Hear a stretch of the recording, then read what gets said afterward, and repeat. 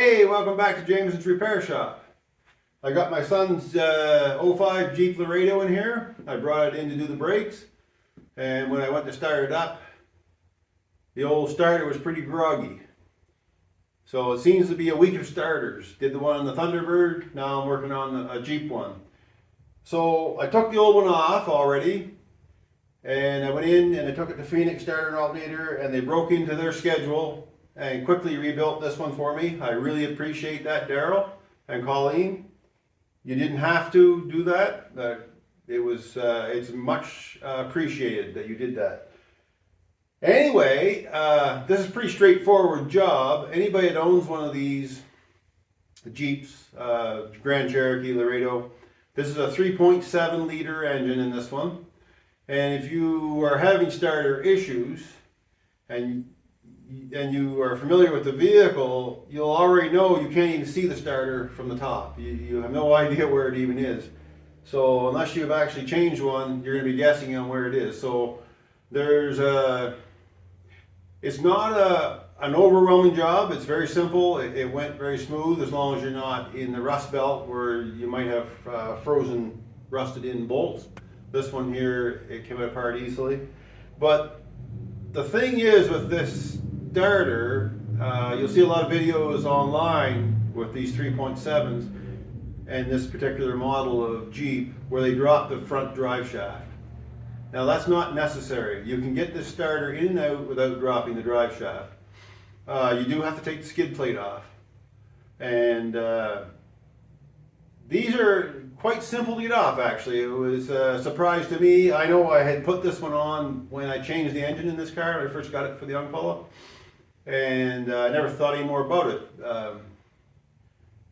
But I go under to take it off, and it's like just two bolts. There's just two bolts in it. And then there's the nut for the power cable right there. And then there's one signal wire cable to activate the solenoid on it. So this starter is one of those ones where the solenoid is down here. So this will be live from the battery.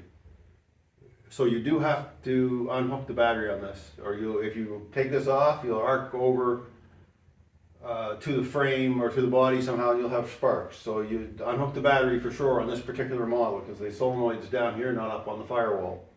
So anyway, I'm going to go under the car. I have it jacked up and two jack stands under it. Now, that's another thing. If you're slighter than me, you could probably even do this without jacking up the car, without jacking up the Jeep. I'm a little bit heavier, so I need a little bit of space, but if you're a smaller person, you could probably take it off without jacking it up. However, if you do jack it up, make sure you support it. A very important part of it. All right, let's go, and I'll show you where it comes from, how it comes out, and how it goes back in. All right, I'm underneath the vehicle, and you can see up in there, those two holes, 1, 2, and then you see the oxygen sensor. This is the left side of the engine, driver's side of the engine.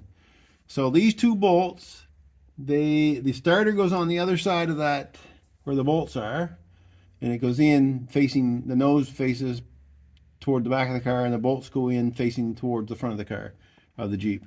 So you can see the O2 sensor, and then here's the exhaust pipe that goes around, and there's that drive shaft. So I'm going to try to position the camera around so I can show you how I put this up in there. It's a little tight, but it will go.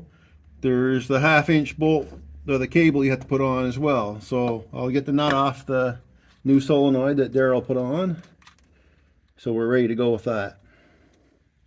All right, so let me get the camera. Oh, I'll talk about the tools before I do it. And what we have, I'll get this set down here. You can still see the area. So what we're using for tools, it's a 15, well, this is a 1/2 inch because this is for doing the power cable nut, 1/2 inch. And I take that off, and I'm using a fairly long extension like that, and a ratchet, and a 15mm socket for the starter bolts themselves, and a universal.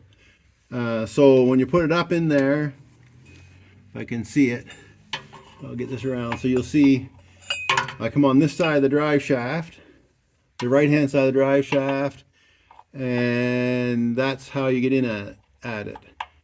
And universal and an extension. These extensions, again, I said before in the other starter video with the Thunderbird, yeah, you should have those. I taped this one up because I found it so floppy, it was hard to get on a nut, so I put a little tape on it just to make it a little bit more rigid. You don't have to do that, but I found it would flop on me. So this way I can actually direct it up better. So a 15 mil and a half, or a 13 mil is what's needed for this job. So I'm going to get the starter up in place and I'll show you where it goes. And I should mention the bolts, the 15 millimeter bolts are the same, so you won't mix them up. There's not a long one and a short one or anything like that. They're the same bolt. So you can take either one and put in the hole and have it ready. Have it ready and you'll see me put one in. Have it ready for the starter. I'll put them both up in there. I'm probably push one out, but whatever. It's a little tight, but it's not bad. It's actually a lot better than I thought it was going to be. All right, so let me get the starter up and I'll show you where I put it, because you put it over on the other side of on the other side of this cross member here. I'll tip you down a little bit. So you'll see this cross member. There's exhaust pipe, cross member, and then the axle, front axle's up there, right there. So you go up in through around on the other side of that cross member. But let's get in there and we'll see if I can show you. All right, so there's the power cable right there. That's the main power supply, and then there's the switching cable right there for the solenoid. Now I took it off. I took the starter off and put it on off, and then I took the starter off the engine, and then I took the cable off after. But I think I'm going to try to do it in place. It's a lot less to handle at the time. Hopefully it's not an issue. So let's see, where's the starter? Let's get it to go up in there. I think you can see that okay. So if you nose the starter up in here, turn it over first. This is the way it needs to go. So you put the starter up in like so, and I'll know if I have to put the cable on before I put it up in there, then that's what I'm going to do. It's tight, don't get me wrong, I'm not saying it's not tight, but these starters are quite light, not a lot of weight to them. Now, get my other hand. You can get your other hand in up around the drive shaft there and guide it around. Come on, get in there, baby. I'm bragging about, there we go. I'm going to get my head in the way here. There, up over top of, there's a, if you see it, there's a knuckle right here for the, it's a mount for the differential. You have to get up over top of that, and then you can push the starter forward. I can see, there she is. Now, I'm going to start one of the bolts. Oh, dropped one. I knew I was going to. So, I'll get one started. I should let one go. On the other side of the shaft. You put it on the left side of your arm, on the left side of the drive shaft, and you get clear access to that top bolt. And now if I have to take this back down, I'm just going to hold it in there with the bolt, just hand tighten it, and it's going in pretty easy. And then I'll see if I can get those power cables on. And if I have to bring it down to do it, then I'll do it. There we go. All right, let's see if I can get it. I might not be able to get that on up there. Yeah, I'm going to drop it back down because it's hard to see to get this cable on. So I'm going to drop it back down and try it both ways. Not a big deal. All right.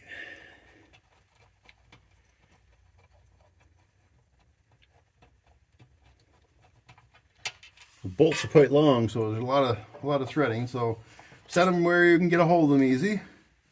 All right, Now I'm going to pull this and tip it. I hope you can see that. So there's the starter, and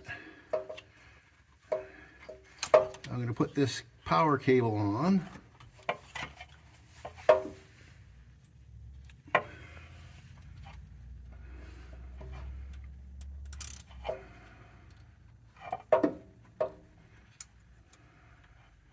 There, just like so.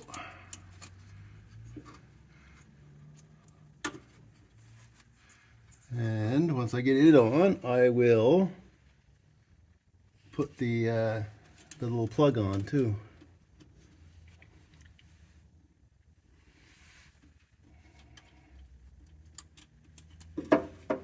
And like I say, these are 1/2 inch.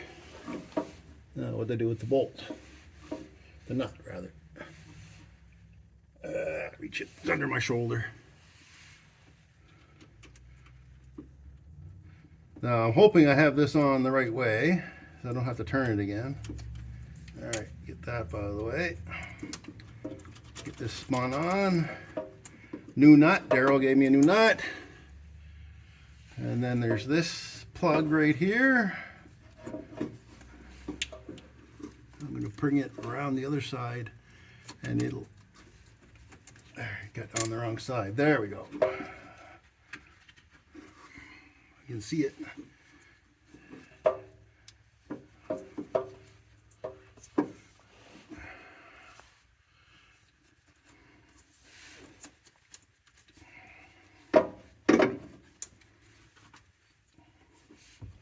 I can't really see what I'm doing. I'm just going by feel. All right.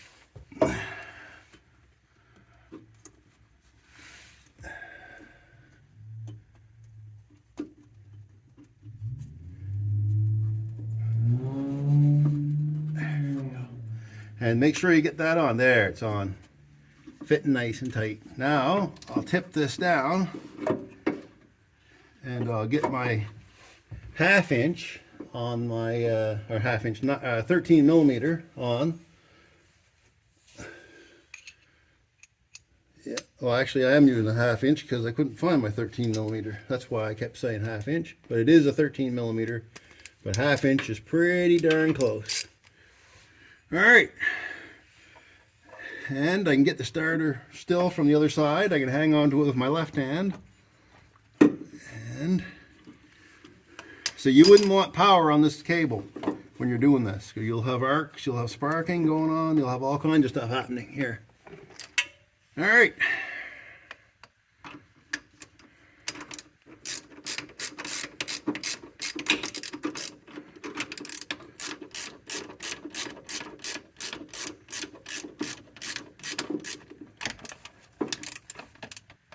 Now you don't need to cinch these up so tight you break the relay or the solenoid. Good and snug, but don't over tighten. You don't want to crack stuff. So, all right, now we can go back and get the starter in. I can see what's going on here. There we go. It has to come forward. There, get the noser in. There she goes. She's up in place. Bolts. Up on the left side of the drive shaft with your arm. Find the holes.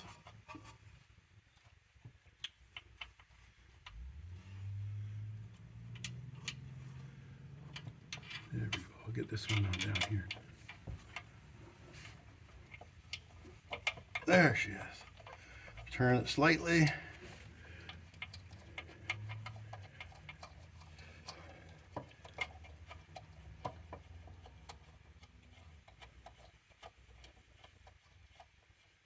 All right, let me get this in because all you see is my arm anyway, and I'll bring the camera around to the other side when I start tightening it up. All right, now the starter's up in there. The light's kind of a little bit in the way, but I think I can work around it. I've got 15 mil, and I put 2 extensions on just to bring it out a little further so I can clear that light just a little bit. I may end up taking it back off, I don't know. Hopefully you can see. Yeah, so there we go. Come on, there you go. There. So the straighter you can keep the universal, the better it is, but hey, they're universal for a reason, to get around the corners. I got the light right where I need to put my hand. Hopefully you can still see that. All right, let's go this way.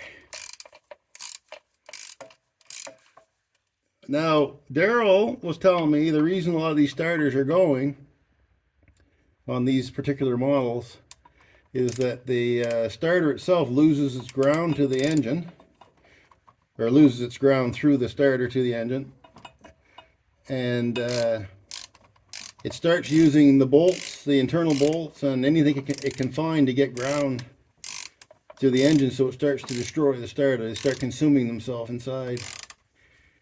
I didn't know that, but this guy's been, Daryl, he's been doing starters for, I guess over 30 years now. So I'm going to take his word for it. He knows more about it than I do. All right, that doesn't have to be on there singing tight, but I like to give her a good wrench. I don't want to do this twice. There she goes. And that's it. Not that bad. So, well, hit the thing. So I have to put the rock guard back on, the pan shield, whatever you call them. Belly pan has to go back on. But before I do that, I'm going to pull the light down on it. I'm going to hook the battery back up, and I'm going to test it to see if it starts. And I wish I had shown before I did how groggy this really was. But I can't now. It's done. I wasn't even going to make a video, but it occurred to me that there's people with these that might not want to spend shop money to get it done. All right, so let me get you down out of here. I'll hook the battery up, and we'll try this, see how it sounds. And then we'll get the belly pan put back on and get her down off the blocks. And then I have to tackle the brakes, which will be another video. There, starter's in place. I'm going to hook the battery back up on this old girl. She's these battery terminals are 10 millimeter, so just give them a snug like so. That's it. Don't over tighten these things. Don't cinch them up so hard that they're stripping everything and bending everything. So anyway, there's a 3.7 liter. I mentioned that before. This is a fairly noisy engine when it starts. It has been ever since I bought it. It was a replacement. I have no idea how many kilometers are on or miles are on this engine. I bought it used because the engine was gone in this when I bought it for my son. So we'll fire it up. She's kind of rattle a little bit, but it always seems to keep running. But we'll see how good the starter is. I have no worries about it.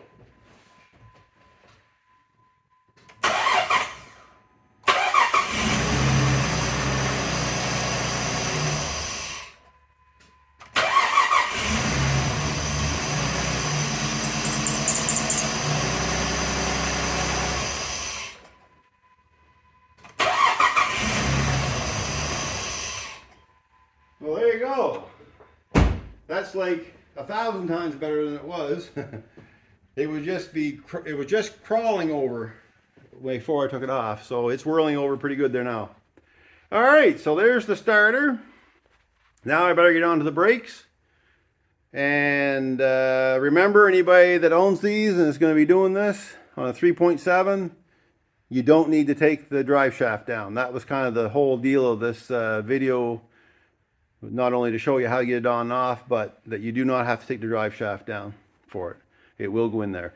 So now I'm going to go under, put the belly pan back on, and I'm going to proceed onto the brakes.